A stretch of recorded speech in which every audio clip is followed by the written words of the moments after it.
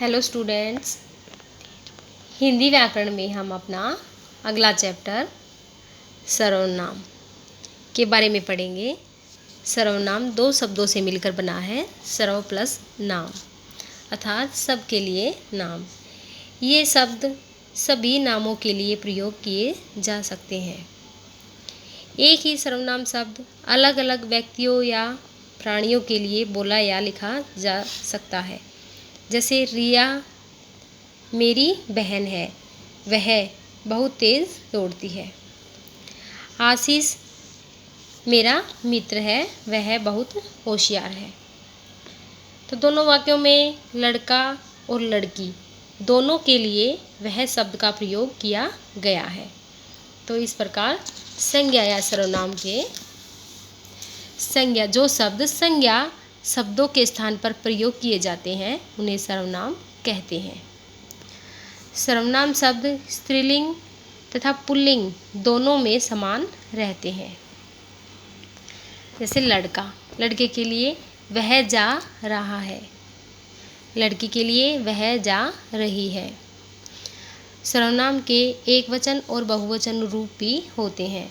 एक वचन रूप होते हैं जो इस प्रकार हैं: मैं, मेरा, तुम, वह, यह, इसे, उसे आदि। बहुवचन हम, हमारा, तुम लोग, वे, ये, इन्हें, उन्हें आदि। नेक्स्ट हमारा टॉपिक सर्वनाम के भेद। सर्वनाम के 6 भेद होते हैं: पुरुषवाचक सर्वनाम, निश्चयवाचक सर्वनाम, अनिश्चयवाचक सर्वनाम, प्रश्नवाचक सर्वनाम, संबंधवाचक सर्वनाम और निजवाचक सर्वनाम। पुरुषवाचक सर्वनाम जिन सर्वनाम शब्दों का प्रयोग बोलने वाले अर्थात वक्ता, सुनने वाले अर्थात श्रोता या अन्य व्यक्ति के लिए किया जाता है उन्हें पुरुषवाचक सर्वनाम कहते हैं। जैसे मैं, तुम, वह आदि।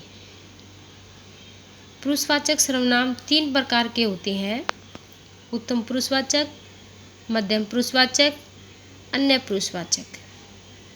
उत्तम पुरुषवाचक वक्ता अपने लिए प्रयोग करता है, मध्यम पुरुषवाचक श्रोता के लिए प्रयोग किया जाता है और अन्य वह किसी तीसरे के लिए, अन्य के लिए, श्रोता और वक्ता के बीच में मौजूद न होकर किसी तीसरे के लिए। तो जैसे हम यहाँ पर पढ़ेंगे, तुम कहाँ जा रही हो, तो यहाँ पर तुम श्रोता, तो मध्यम पुरुषवाचक सर्वनाम। मैं घूमने जा रही हूँ, तो मैं इसके लिए है उत्तम पुरुषवाचक। नेक्स्ट निश्चयवाचक सर्वनाम। जो सर्वनाम शब्द निश्चित वस्तु या प्राणी की ओर संकेत करते हैं, संकेत अर्थात इशारा करते हैं, उन्हें निश्चयवाचक सर्वनाम कहते हैं। जैसे यह, वह, ये, वे आदि। जैसे यहाँ पर पढ़ेंगे, यह मेरी साइकिल है, वह मेरी बहन है। नेक्स्ट अनिश्चयवाचक सर्वनाम।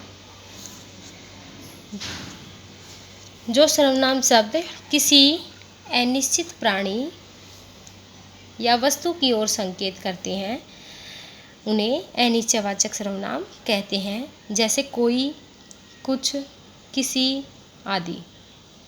जैसे यहाँ पर पढ़ेंगे, कोई तुमसे मिलने आया है, पता नहीं कौन आया है, कोई में। कमरे में कुछ रखा है, कुछ, तो अनिश्चित। यहाँ पर कोई, किसी, कुछ आदि शब्दों का प्रयोग अनिश्चित सर्वनाम के लिए किया गया है। तो नेक्स्ट है हमारा प्रश्नवाचक सर्वनाम। जो सर्वनाम शब्द प्रश्न पूछने के लिए प्रयोग किए जाते हैं उन्हें प्रश्नवाचक सर्वनाम कहते हैं। जैसे कौन, क्या, किसे, किसका, कहाँ आदि। वाक्य में कौन, क्या, किसे, किसका, कहाँ अगर हैं तो वहाँ पर प्रश्नवाचक का भाव होगा। तो जैसे बाहर कौन आया होगा, तुम कहाँ रहती हो। नेक्स्ट, संबंधवाचक सर्वनाम। जो सर्वनाम शब्द वाक्य में दूसरे सर्वनाम या संज्ञा शब्द से संबंध बताने के लिए प्रयोग किए जाते हैं उन्हें संबंधवाचक सर्वनाम कहते हैं। जैसे जो, सो, जितने, उसने, जिसका, उसका आदि।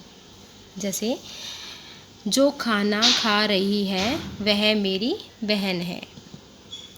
जो खाना खा रही है वह मेरी बहन है। जिसने मेहनत की उसने फल पाया।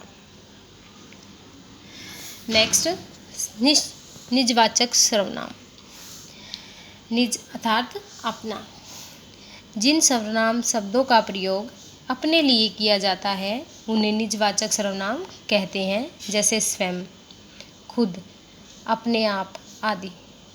जैसे यहाँ पर पढ़ेंगे, माँ मैं निबंध अपने आप लिखूँगा। अपने आप निजवाचक सर्वनाम। मैं अपना काम स्वयं करती हूँ। स्वयं, तो यहाँ पर निजवाचक सर्वनाम है। आशा करती हूँ बच्चों यह चैप्टर आपको पूर्ण रूप से समझ में आ गया होगा। धन्यवाद।